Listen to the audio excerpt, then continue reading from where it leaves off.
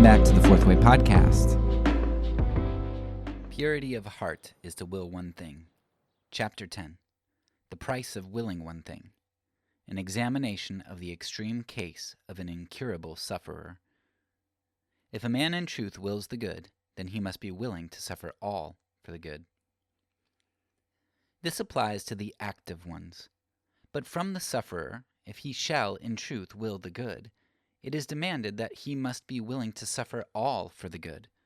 Or, as was previously explained, for the expression is essentially the same, and therein lies precisely the equal participation of the eternal in the differentiations of earthly life. He must be willing, in his decision, to be and to remain with the good. For he may also suffer and continue to suffer without ever arriving at any decision, in the true sense, of assenting to the suffering. A man may have suffered throughout his whole life without it ever, in any true sense, being able to be said of him that he has been willing to suffer all for the good. But in that respect, the sufferer's suffering is different from the active person's suffering. For when the active one suffers, then his suffering has significance for the victory of the good in the world.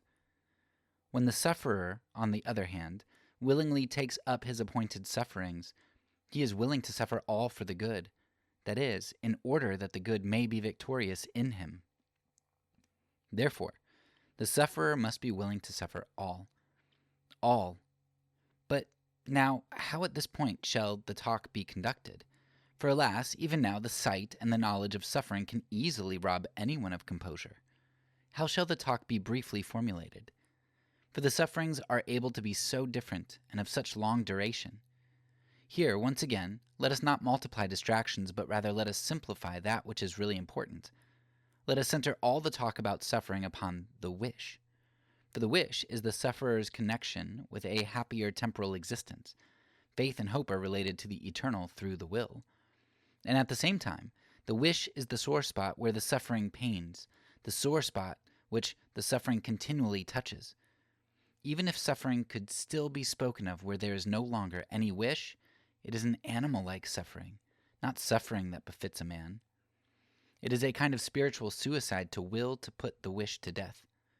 For we are not talking about wishes, but rather about the wish, with the real emphasis of distinction, just as we also are not talking about passing sufferings, but of the real sufferer. The wish is not the cure. This happens only by the action of the eternal. The wish is, on the contrary, the life in suffering, the health in suffering. It is the perseverance in suffering, for it is, as one thinker has said, the comfort of temporal existence in a precious affair. It lets the wound grow together, although it is not yet healed, and yet the physician knows that the cure depends upon keeping the wound open.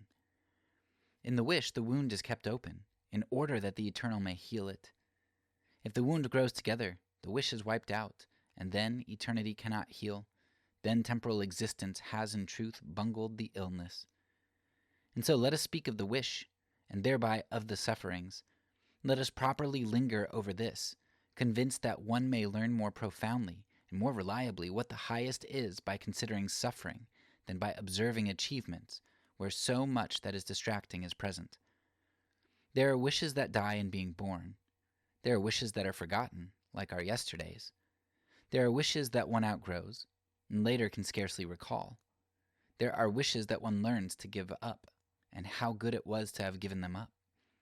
There are wishes from which one dies away, which one hides away, just as a departed one is hidden away in glorified memory.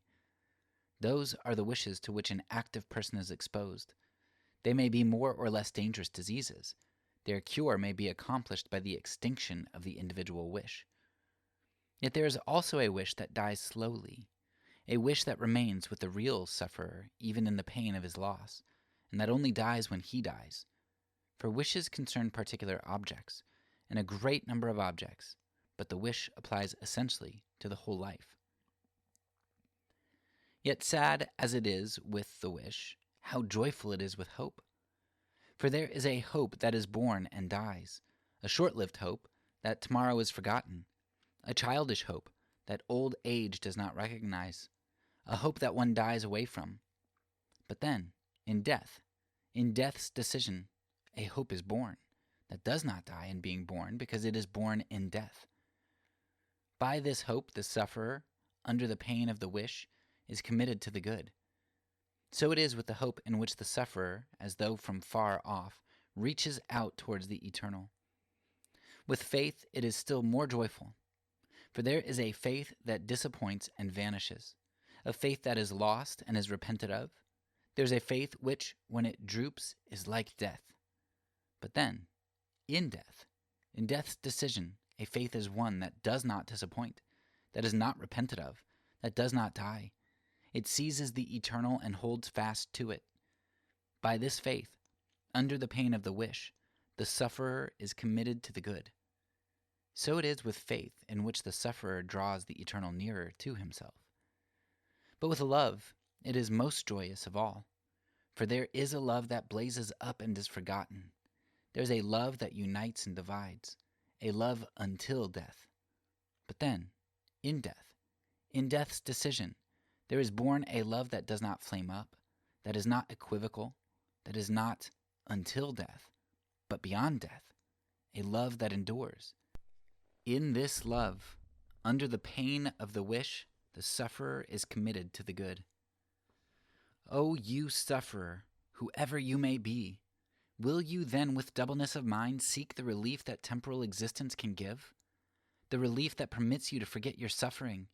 Yes, so you think, but rather that allows you to forget the eternal. Will you in doubleness of mind despair because all is lost? Yes, so you think, yet with the eternal all is to be one. Will you in doubleness of mind despair? Have you considered what it is to despair? Alas, it is to deny that God is love. Think that over properly. One who despairs abandons himself. Yes, so you think. Nay, he abandons God. Oh, weary not your soul with that which is passing and with momentary relief.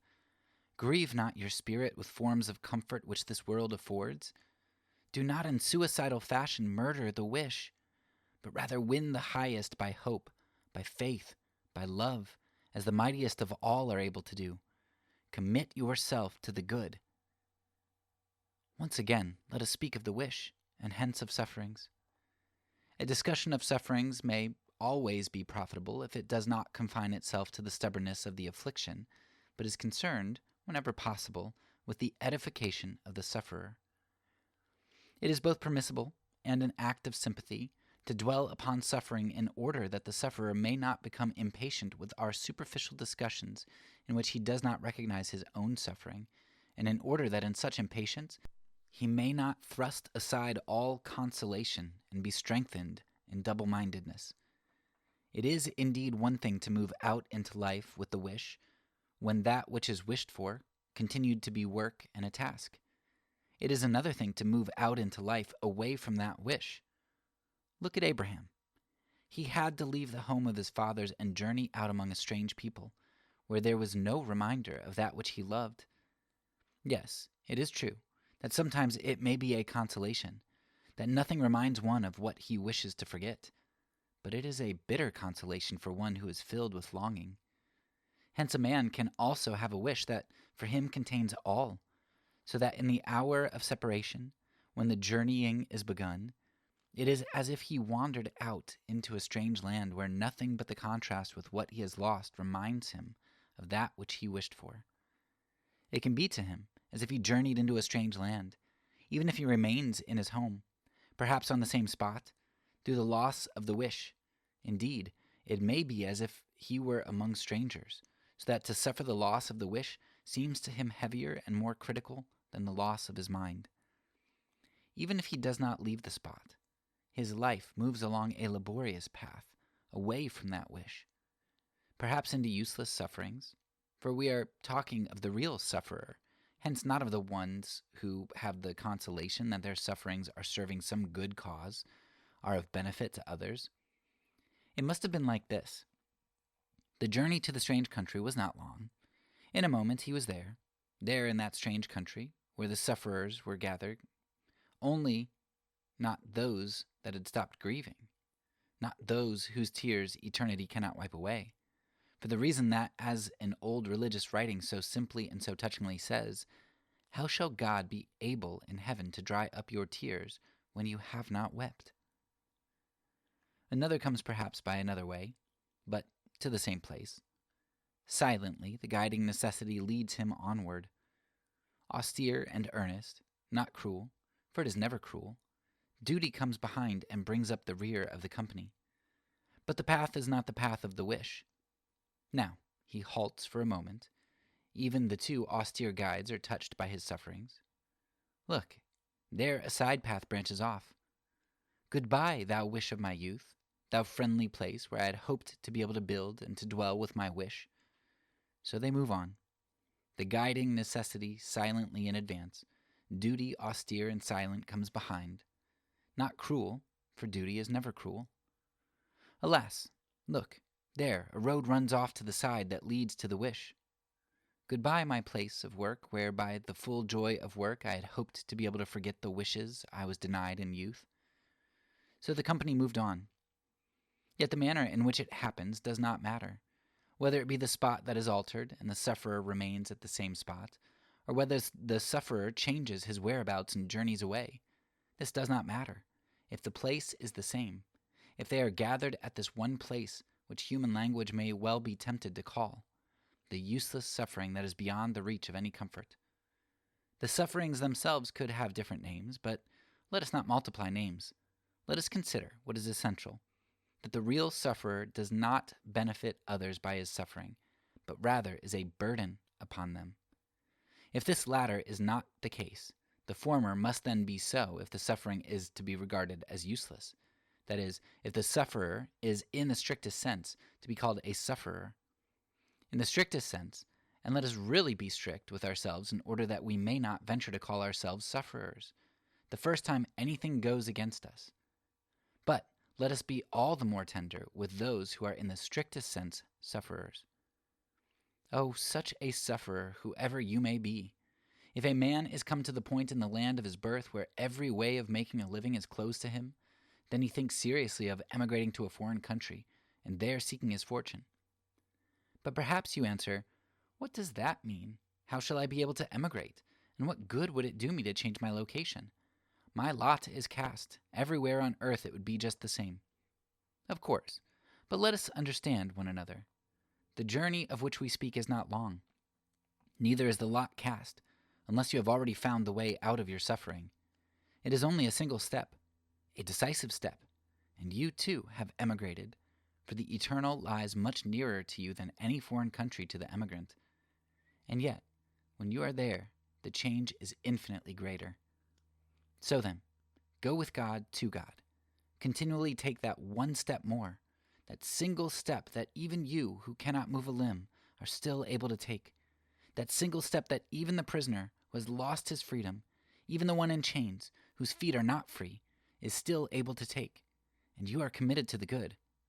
Nobody, not even the greatest that has ever lived, can do more than you. But bear in mind, your sufferings might well be called useless, and that we men can certainly be tempted to speak of useless suffering as beyond the reach of comfort. But this is only human speech. In the language of eternity, the suffering that helped you to reach the highest is far from useless. Alas, it is only useless and unused when you will not let yourself be helped by it up to the highest, for perhaps you killed the wish and became spiritually like dead flesh that feels no pain. Otherwise, it is just at that point of the wish that the sufferer winces and the eternal comforts. Let us once again speak of the wish, and hence of sufferings. It is well not to turn away from the sight of suffering too soon.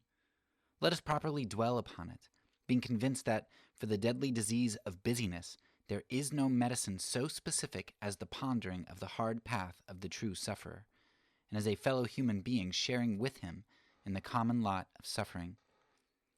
But alas, how often man's sympathetic sharing in the sufferings of others stands in inverse ratio to the length of the suffering. For if the suffering is drawn out in length, sympathy tends to pall. As the suffering increases, the sympathy decreases. At the first appearance of suffering, men's sympathy rushes out to the victim. But when the suffering lingers on, then sympathy subsides. And, on the part of the busy individual, when the first active stage of his sympathy has waned, this sympathy at times changes into a certain bitterness against the sufferer. Yes, wishes could be healed after a time. They could become a part of the past, but not the wish. There's a real distinction here, for there is a pain of the wish which sympathy can fix upon, but there's also a pain of the wish that eludes all scrutiny, that conceals itself and secretly follows through an entire life. Yes, it follows, but in the sense of privation. Yes, like a faithful companion, this pain follows the sufferer throughout his whole life and keeps him company. But there is no sympathy in attendance. Now, in what way ought we to speak of this wish that may possibly exist, but that withdraws into concealment, and yet speak so that the sufferer will acknowledge the description, so that he will not take offense and impatiently turn away from our officious account of sufferings which we are either not capable or have not had the time to think ourselves into? Let us then, wherever possible in the description, speak with the sufferer's own tongue and leave it to God to communicate to his heart any light that he may have for him. Let us assume that dumb animals could have thoughts and could make themselves understood to one another, even though we could not make out what they said. Let us take that for granted. It seems almost as if this were so. For when in summer the peasant's horse stands in the meadow and throws up its head or shakes it, surely no one can know with certainty what that means. Or when two of them, who throughout their lives have walked side by side, pulling in the same yoke, are turned out at night, when they approach one another, as if in intimacy, when they almost caress each other by movements of the head, or when the free horses neigh to one another so that the woods echo, when they are gathered on the plains in a big herd as if at a public meeting, assume, then, that they really could make themselves understood to one another. But then there was one horse that was all alone. Now when this horse heard the call, when he saw that the herd was gathering in the evening, and he understood that they were about to hold a meeting, then he came running in the hope that he might learn something about life and its ways. He listened carefully to all that the elders had to say about how no horse should think himself fortunate until he is dead, how the horse of all creatures is most subject to the tragic changes of fate. And now the elder went over the many agonies, to suffer hunger and cold, to all but kill oneself through overwork, to be kicked by a cruel driver, to be abused by unskilled persons whom not a single step you take will satisfy, yet who blame and punish the horse for their own blunders. And then at last, some winter, when old age has come on, to be driven out into the bare woods. At this point the meeting broke up, and that horse, who had come with such eagerness, went away dejected. By sorrow of the heart the spirit is broken. He had understood perfectly all that had been said, but no one there had even as much as mentioned his sufferings. Yet each time he noticed the other horses hurrying off to gathering, he came running eagerly, hoping always that now it would be spoken of. And each time he listened, he went away with a heavy heart. He came to understand better and better what the others were concerned about, but he came to understand himself less and less, just because it seemed as though the others excluded him, although he too was present. Oh, you sufferer, whoever you may be, if your suffering was not hidden because you wished to hide it, for then you can manage, your action calls for a different comment. But if it is because of misunderstandings, then you, too, have gone among men, listened carefully to their explanations, sought out their instruction, taken part in their meetings. But each time you finished the book, and each time the conversation was over, and each time the Amen was pronounced, then was your spirit broken because your heart grew troubled as you sighed. Oh, that such a thing was all that I suffered from. Oh, but you are not wholly wanting in being understood. For even if you yourself may have done nothing to deserve it, you shall be bidden to the highest thing of all, and to the Most High himself. Nor are you wholly without human sympathy. There's a common human concern that is called edification. It is not so common as those undertakings about which the crowd shouts and clamors, for each participant is in reality alone with himself. But yet in the highest and most inclusive sense, edification is a common human concern. The edifying contemplation finds no rest until it has come to understand you. Is not one sinner who repents more important to heaven than 99 righteous men who have no need of repentance? So it is with you. If you are one who truly suffers, your edifying contemplation is more important than the actions of 99 busy ones who have no need of edification. Yes, even if you did not exist, the edifying contemplation finds no rest before it has also plumbed this sorrow. For woe to the edifying talk that wishes only to chat between man and man about all the different inconveniences in life, but does not dare risk touching upon the more terrible sufferings. Such a talk is without frankness, and can but have a bad conscience if it poses under the name of edifying. The busy ones, that neither toil nor are oppressed, but are just busy, think that they have escaped when they have contrived to avoid sufferings in this life. Hence they do not wish to be disturbed either by hearing or thinking of that which is terrible. Yes, it is true that they have escaped. They have also escaped having any insight into life, and have escaped into meaninglessness. O you sufferer, alone and abandoned as you are by the generation to which you belong, know that you are not abandoned by God, your Creator. Everywhere you are surrounded by His understanding, which offers itself to you at each moment. In it you unite your will with the good, and the edifying contemplation is always ready to remind you of that presence, and its very existence is a source of security to the living. As it is a comfort to seafarers to know that no matter on what strange water they may venture, there are always pilots within call, so the edifying contemplation stands near the breakers and reefs of this life, prepared by daily sight of terrible sufferings swiftly to render what little aid it can. Yet it cannot help in the way that a pilot helps the ship. The sufferer must help himself, but then neither shall he owe to this or to any other man what the seafarer owes to the pilot. Indeed, if this sufferer, like anyone else, sincerely wills the good, then he must be ready to suffer all. Then he is committed, not in that commitment by which he is exempted from suffering, but in that by which he remains intimately bound to God, in which he wills only one thing, namely, to suffer all, to be and to remain loyally committed to the good under the pain of the wish. My listener, perhaps you are tired of so much talk about suffering, but an edifying talk never tires of it. No, a mother may sooner tire of nursing her sick child than the edifying talk of speaking of suffering. You are perhaps what is called a happy one, whom talk of this kind tires. Yet surely you are not so happy as to wish to remain coldly ignorant of sufferings. On the contrary, you aspire to this knowledge of suffering for your own sake in order that your education may be improved by its somber spectacle. Or perhaps you are a sufferer who is wearied by talking of so many different kinds of suffering when yours is not even mentioned.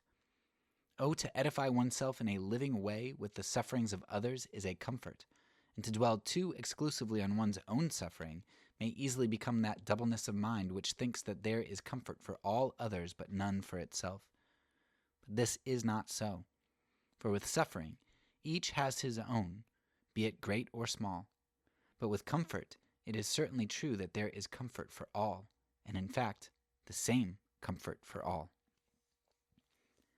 Now let us once again speak of the wish, and hence of sufferings, for the duration of the suffering makes it heavier and heavier, but its duration depends as a matter of fact upon when the suffering began. A shrewd pagan has wisely observed that a man can accustom himself to protracted sufferings. But the question here is whether such comfort is the right thing. For what is being considered here is not how to find the readiest and best source of comfort, but rather how to will the good in truth, how to will to suffer all in order to be and to remain committed to the good. Let us speak of a whole life of suffering, or of some person whom nature, from the very outset, as we humans are tempted to say, wronged, someone who from birth was singled out by useless suffering, a burden to others, almost a burden to himself, and yes, what is worse, to be almost a born objection to the goodness of Providence. Alas, the career of many a busy man is described by and gives rise to fresh busyness. The contemplation of such an unfortunate one is an excellent antidote for busyness. For just by observing such a sufferer, one comes to know unmistakably what the highest is. But we will not speak carelessly or in passing, hastening away from the sight of this suffering, absorbed in rejoicing over our having been spared it. Neither shall we speak despondently. To be sure, it is a wonderful thing to be a child, to fall asleep upon the mother's breast only to awaken to see the mother again, to be a child and to know only the mother and the toy. We laud the happiness of childhood. The very sight of it soothes us by its smile, so that even the one to whom fortune is granted does not forget this down through the years. But God be praised, it is not so ordered that this should be the highest thing of all. It may be dispensed with without losing the highest thing of all. It may be absent without having lost the highest thing of all. And to be sure, it is fine to be young, to lie sleepless with the ferment of joyful thoughts, and to fall asleep only to awake early with the song of the birds to continue the gaiety. We laud the happiness of youth. We rejoice with the joyful ones. We wish that youth might feel grateful for its happiness, and in the future we wish that it might be thankful for that which was vanished. But, God be praised, it is not so ordered that this should be the highest thing of all. It may be dispensed with without losing the highest thing of all. It may be absent without having lost the highest thing of all. And to be sure, it is blessed to love, to be reduced to a single desire. What does it matter if all other desires are fulfilled or denied? There is but one desire, the loved one, one longing, the loved one, one possession, the loved one. We laud the happiness of love. Oh, that the fortunate one may be steadfast in the daily thankfulness of domestic life, that he may be faithful in the continuing thankfulness of remembrance. But God be praised, it is not so ordered that this should be the highest thing of all. It may be dispensed with without losing the highest thing of all. It may be absent without having lost the highest thing of all. But now the sufferer. Alas, there was no happy childhood for him. Of course, a mother's love is faithful and tender, especially towards an ailing child. But a mother is also a human being. When he lay at his mother's breast, she did not gaze joyfully upon him. He saw that she was troubled. Sometimes, when he awakened, he noticed her weeping. Even among grown-ups, when they sit about depressed, let a man appear at the door, a happy, gifted one with light heart and gay spirit, and let him say, "Here am I," and at once the merriment begins, and the clouds of care are routed. Such a gifted one is uncommon. But even the rarest genius of all, when can he bring in compassion to a child, when it makes its entrance amid the agonizing pain of the birth hour, opens the door and says, "Here am I. Oh, the good fortune of childhood to be so welcome." Then he grew into a youth, but he never played with the others. And if someone asked him, "Why do you not play with the others?" he might well have replied, "How have you the heart to ask me such a question?" So he withdrew from life, yet not with the object of dying, for he was still only a youth. Then came the season of love, but no one loved him. Of course, there were a few that were friendly towards him, but it was out of compassion and sympathy. Then he became a man, but he stood apart from life. Then he died, but even here he was not spared. For the little band that made up the mourners' train all said it was a blessing that God took him away. And the priest said the same thing. Then he was dead, and then he was forgotten, together with all of his useless sufferings. When he was born, there was no gladness or rejoicing, only fearful dismay. When he died, there was no grief or affliction, only a melancholy joy. In this fashion, his life was past, or, to speak more accurately, is past, for this is not an ancient fairy tale that I am telling of what has happened to an individual in bygone days. The same thing happens frequently. It lies close enough to us, even though frivolity and sensuousness, worldly cleverness and goodness wish to remain ignorant of it. It lies close enough to us, even though they wish to keep away from any such unfortunate ones, and to avoid all sober reminders, not alone from the careless judgment of the storyteller's art, but also from the church, and from the edifying insight that must certainly know that the Holy Scriptures have almost a predilection for the halt and the lame, the blind and the lepers. When the disciples began to seem busy, Christ set a little child in their midst. The crowd that storms and blusters in the bewildered name of the century might well tempt a serious man to set just such an unfortunate sufferer in their midst. The sight of him certainly would not detain anyone that willed anything eternal. But busyness has nothing whatever to do with the eternal. He, the sufferer, took part in life by living. But to his life one thing was unknown, a thing which in all relations of life, as in the passion of love, makes for happiness. To be able to give and to receive, like for like. This, like for like, he never received, and he himself could never give. For as a sufferer he was always an object of sympathy and compassion. No, he never got like for like, not as a child, so that if others saddened his mother, he might make her happy merely by smiling as he awakened. No, he never got like, for he loved his playmates in a different way than they loved him. No, he never got like for like, and therefore he got no mate. All through his life he could never do anything to repay others. And even in death, he did not get like, for he was not mourned, as he had mourned those dear to him. He died, but what did the mourners and the priests say there except, God be praised? Do not all these things cut him off from the highest? O you sufferer, wherever you may be, wherever you hide from the sight of men in order to spare them from being reminded of the pitiable, oh, do not forget that you, too, can accomplish something. Do not let your life consume itself in a futile counting up of the worthless sufferings of the days and years. Do not forget that you can accomplish something. If some feigned sufferer wishes to throw himself upon others because of a slight adversity, this does not mean that he should be told, as is sometimes done, that he can accomplish something for others. For one who is capable of accomplishing something for others is not regarded by the edifying contemplation as in the strictest sense of a sufferer. Instead, he would be harsh with him. O you true sufferer, even though your very suffering cuts you off from any such service to others, you can still do the highest thing of all. You can will to suffer all, and thereby be committed to the good. O blessed justice, that the true sufferer can unconditionally do the highest quite as well as fortune's favorite child. Honor and praise be to the Eternal, in whom is no shadow of turning, in whom is neither malice nor favoritism, but perfect justice. By willing to suffer all, you are committed to the good, having changed your garments. Yes, as when the dead rise up and cast off their grave clothes, so you have cast off the mantle of your misery. Now you are indistinguishable from those whom you wish to be like, those that are committed to the good.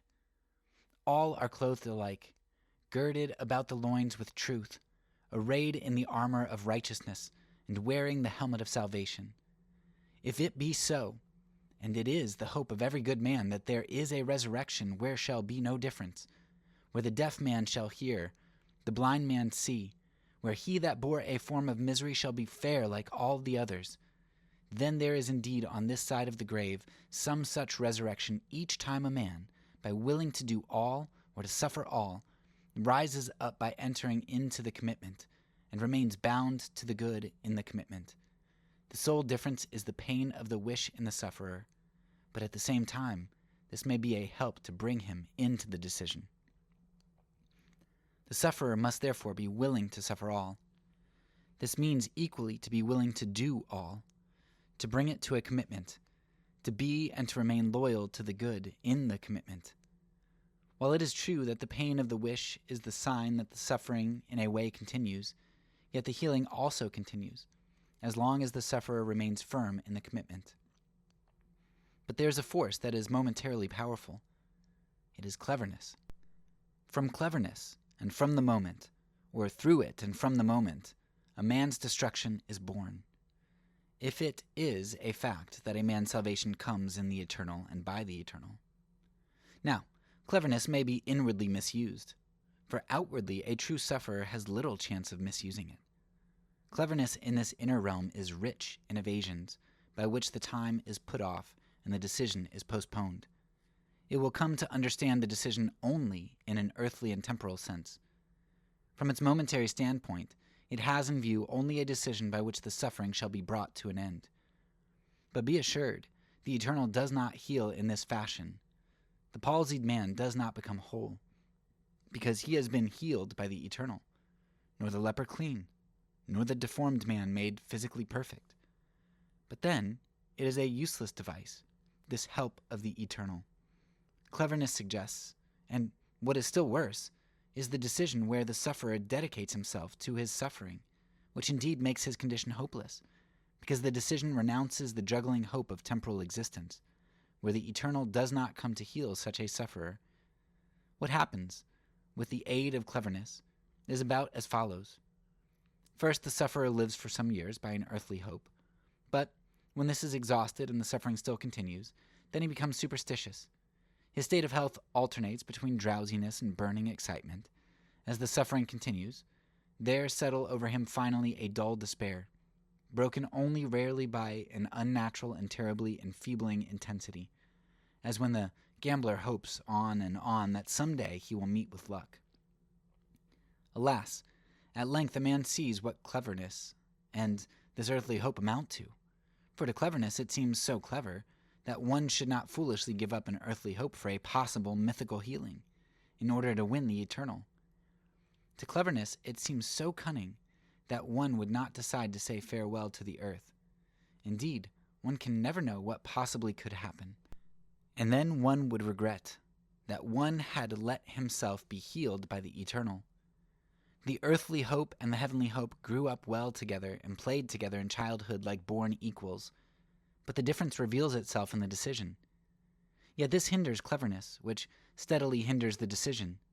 Those who cling to life put off the time, have countless inventions, whose genius is this, that one must not take life and his own sorrows too much to heart, that it was just possible, who can know that, etc.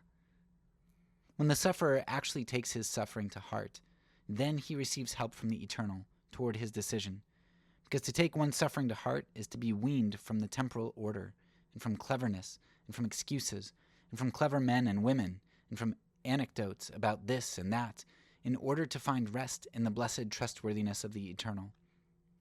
For the sufferer, it is as if one should liken him to a sick man who turns himself from side to side, and now at last discovers the position in which there is relief, even if the wish still pains.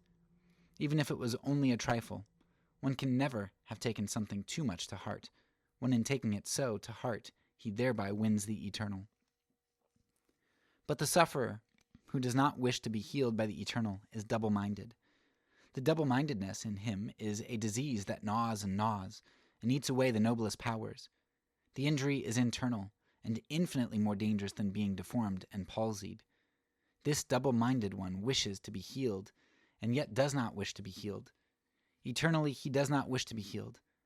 But the temporal cure is uncertain, and the different stages in the scale of uncertainty are marked by increasing restlessness in this double-mindedness. When the double-minded man comes to the final moment of his life, cleverness will still be sitting at his deathbed and explaining that one cannot know what might suddenly and unexpectedly happen. Under no circumstances should a messenger be sent after the clergyman, for cleverness is so afraid of the decision that it even regards the clergyman's coming as a tacit decision. And indeed, one can never know what suddenly and unexpectedly might happen. So the double-minded one dies, and now the survivors know for certain that the deceased was not cured of his long-standing suffering by any sudden and unexpected means. Alas, the eternal is a riddle for the one who, in the clever sense of the moment, loves the world. Over and over again he thinks, what if some temporal help should suddenly appear? Then I would be trapped, I who by commitment to the eternal had died to the temporal. He prefers to say, one still regards the temporal as the highest, one looks upon the eternal as a kind of desperate last resort. Therefore, one objects to giving it the decision for as long as possible. And even if temporal help is the most absurd and unreasonable of all expectations, yet one would sooner whip up his superstitious imagination to hope for it than to lay hold on the eternal. One is constantly afraid that he might live to regret it. And yet the eternal, if one honestly lays hold on it, is the only thing, absolutely the only thing of which it may be said without reservation, it will never be regretted. But because of this fear that he should one day regret committing himself to the eternal, a man deserves some day to be compelled to regret bitterly that he allowed the time to pass by. Oh, it is indeed a shallow cleverness, no matter how much it brags or how loquacious it may be, that stupidly cheats itself out of the highest consolation, getting along with a mediocre and even less than mediocre consolation, and ending in inevitable remorse. Even if the sufferer is able to use his cleverness in such a way as to give his double-mindedness a little better public appearance than is depicted here, that in no way affects the real situation. If he uses cleverness to hinder commitment to the eternal, he is double-minded. He is and remains double-minded, even if temporal help did come, and he did reveal in the cleverness by which he had managed his shrewd escape. Yes, one should still believe that it was a calamity that he cleverly managed to evade commitment to the eternal. Commitment to the eternal is the only true salvation. Therefore, it is also double-mindedness when the sufferer uses his strength to conceal the pain, instead of letting himself be healed by the eternal. Such a sufferer is not seeking release from the suffering, but only from a sympathy, insofar as this also can be an affliction. Therein lies the contradictory character of double-mindedness. For only by commitment to the eternal may he become really free from the painfulness of sympathy, since by the commitment he really overcomes the suffering. Hence only the wish pains, while the eternal cures. In relation to the sufferer, all double-mindedness has its ground in, and is marked by the double-minded one's unwillingness to let go of the things of this world. In the same way, the double-minded talk that is from time to time addressed to the sufferer may be recognized by the fact that it puts its trust in the things of this world. It is only too often the case that the sufferer shrinks from receiving the highest comfort, and the speaker is ashamed to offer the highest consolation. Contrary to the truth, the consoling talk seeks to offer comfort by saying that the illness will soon be better, perhaps, and begs for some little patience. It coddles the sufferer a little and says that by Sunday all will surely be going well. Yet why give a pauper, if we may for a moment compare the sufferer with a pauper, silver, or even counterfeit coin, when one has a rich supply of gold to offer him? For the eternal's comfort is pure gold. Let us remember the active one, even though his suffering is always different from that of a real sufferer. We read of the apostles that when they were scourged, they went on their way rejoicing and gave thanks to God. Here there is no talk of having a little patience and of things going well by Sunday. But here is found the eternal's victorious comfort, and these scourged apostles have more than conquered. So too shall it be with the true sufferer. For when the eternal heals, the wish continues to pain, for the eternal does not remove the sufferer from time. But there is no whining, no temporary distraction, no deceitful evasion. One knows well enough that when the true sufferer has whined himself through time and by all kinds of imaginings has managed to pass away the time or to kill time, still eternity stands open to him. Alas, no, the true sufferer must also answer for the manner in which he has used his time, answer for whether or not he has used the earthly misery to allow himself eternally to be healed. But cleverness asserts, still one should never give up hope. You hypocrite, answers the eternal, why do you speak so equivocally? You know well enough that there is a hope that should be put to death, that there is a lust and a desire and a longing that should be slain. Earthly hope should be put to death, for in just this way did man first come to be saved by the true hope. Therefore, the sufferer should never be willing to accept deliverance on this world's terms.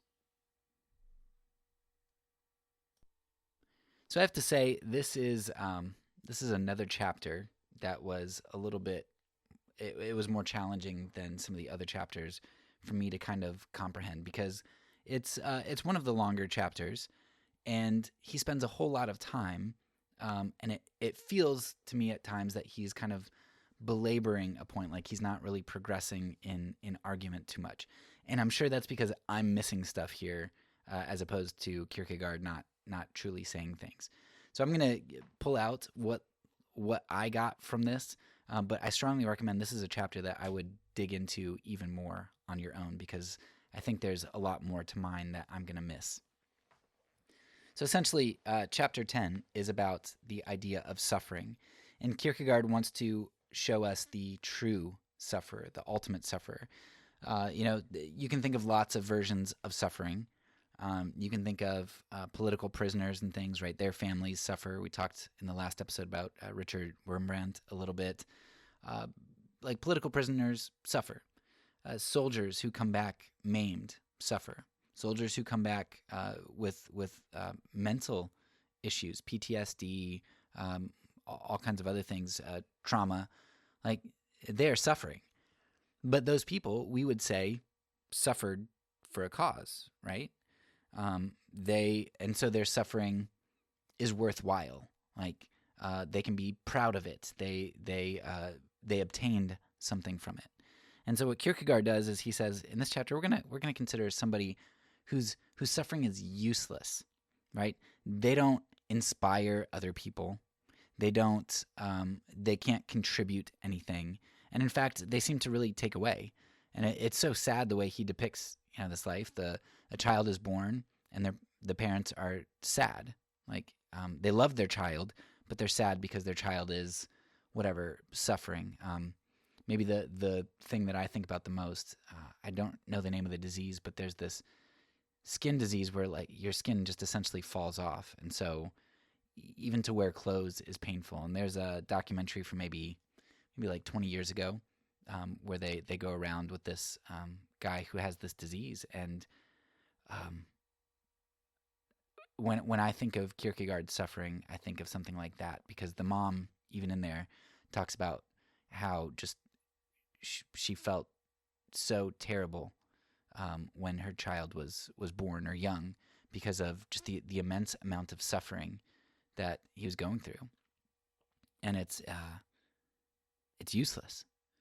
And Kierkegaard here wants us to consider that person whose mother weeps at his birth, whose mourners take joy at death. Not like happy that this person died because they didn't like the person, but happy almost for their sake, because like, oh, finally the suffering is gone. So that's the type of suffering we think about when we think about Kierkegaard's suffering.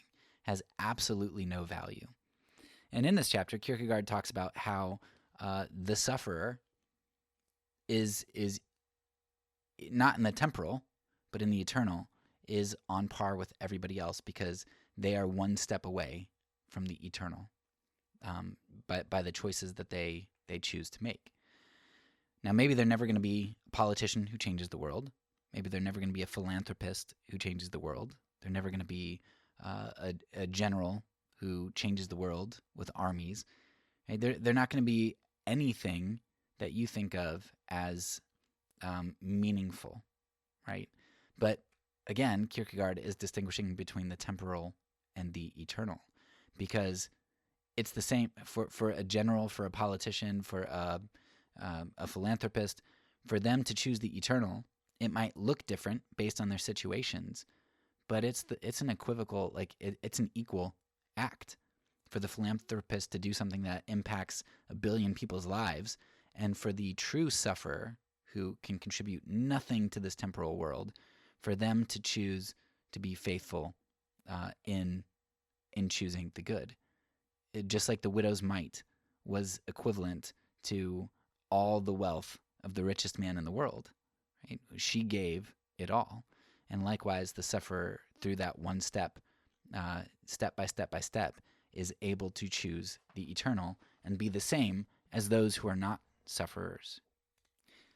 Now, some people might balk here because Kierkegaard kind of speaks against the sufferer's desire to get better, right? I don't think he's saying that the sufferer should not care about being better, that like being healed is not a good thing type of thing. You have to remember that Kierkegaard is kind of talking about our decisions and our true hopes. And so if the person deviates from focusing on the good to focus on their wellness, it's very easy for cleverness, for deceit, for them to be tricked into becoming double-minded in that way. Like if they're healed, great, fantastic, but that should not be what they're seeking, because they can be equal with every other person, and in fact might even have more opportunity to see God clearly, apart from all the superfluous, apart from all this other stuff that is easy to tempt, because the sufferer probably doesn't have aspirations to become the greatest, most famous individual in the world, right? They recognize that their suffering, their state, prevents them from obtaining that, and probably from obtaining wealth, because they won't be able to work the same way that other people can work. So it might, in some ways, be easier for them to step towards the eternal, because the superfluous is kind of whittled away, and temporally speaking, even though their life is harder, they're closer in some way to the eternal. I was actually just having a conversation with somebody the other day, and talking about how I think I mentioned this several episodes ago, but one of the things for me is, and I think this is a human desire, but especially in our world with technology and social media, and the American mindset of, I want to do something big. I want to impact lots of people's lives. And I can fool myself into thinking that it's for other people's sake. And I think, okay, partly it is. But like part of it too is I want to be right. Part of it is I want to have influence. I want people to know who I am, that Ozymandias, right? Like, look at me. And like there are all kinds of motivations that are wrapped up in that. But I'm fooling myself if I think that that's what is beautiful, and that is what God requires, for me to have influence over many people. Like that's just like, that's like the Gentile thought, right? Lording power over others, right? If I can just make my dominion bigger. And Kierkegaard all throughout this book is, it's not about dominion, it's not about power, it's not about effectiveness, it's about faithfulness. It's about as an individual being faithful to who you are and where you are and what God has called you to.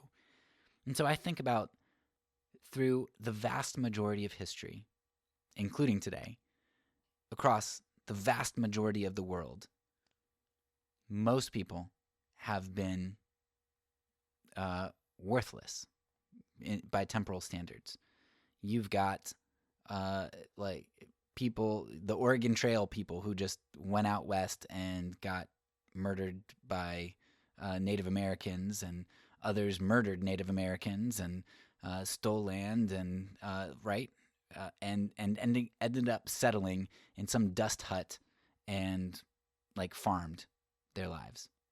Meaningless all around. Meaningless. What about the yeoman? What about the peasant farmer in China? What about the I don't know what they do in Mongolia, like what they're known for, but like raising horses in Mongolia. What about the I mean, just think about the people in the rainforest who just never step outside of their own community and only live in their small tribe their whole life, and just like hunt things, have kids, and end up dying. What good did they do for the world? Right? The vast majority of people throughout the vast majority of time have lived unremarkable lives. Pointless, seemingly pointless lives. But the thing is, from what Kierkegaard is saying, is that no, that's not true. Like, you can't look at their impact on the world or whether their name is remembered to know how important they were, right? You can't see the eternal in that way. If they were faithful to where they were and what God had called them to, if they chose the good, if they chose the eternal, then they're as good as the best philanthropist, the best Christian today. Right? In fact, the best Christian today is probably somebody whose name few even know. Because you can't measure things based on impact to others' lives. That's just not how it works. And if you disagree with Kierkegaard here, then that's just a terrible world to live in. Like that's really sad. That in order to have meaning in the world, you have to have influence and impact. Like that disqualifies and that diminishes the lives of 99.99% of people who have ever lived, and almost certainly will include you in that meaningless category compared to most others, compared to the other people who have influenced the world. And so what Kierkegaard says validates every single human being who's ever lived, including the one who has absolutely pointless, meaningless suffering because they are one step from the eternal in choosing the good. And if you disagree with that, you invalidate the lives of the vast majority of people who have ever lived. Now that discontinuity there, right, doesn't mean that Kierkegaard's right just because I like the implications of his answer better. He could be wrong about that. But take this as a reductio ad absurdum and just think about the implications of disagreeing with him. And I think we see some of the implications of disagreeing with him in our culture. I look at my own evangelical community and what they've done for political power and what they've done in terms of injustice. And it's because they want power. They want to make a great name, supposedly for God, but also for themselves, maybe more for themselves.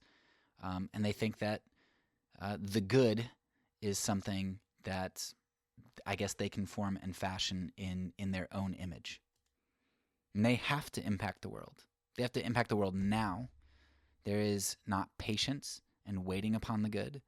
There is not seeing the good as choices from moment to moment to moment that are good and right, that form over time, that are seeds that are planted that grow.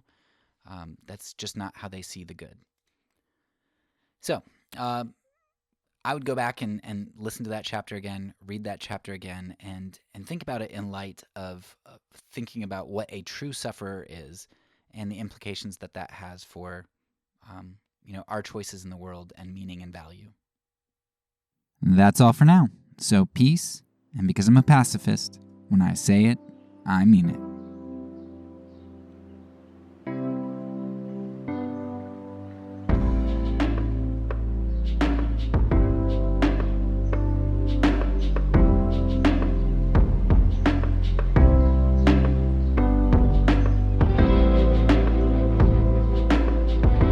This podcast is a part of the Kingdom Outpost Network. Please check out the links below to find other great podcasts and content related to nonviolence and kingdom living.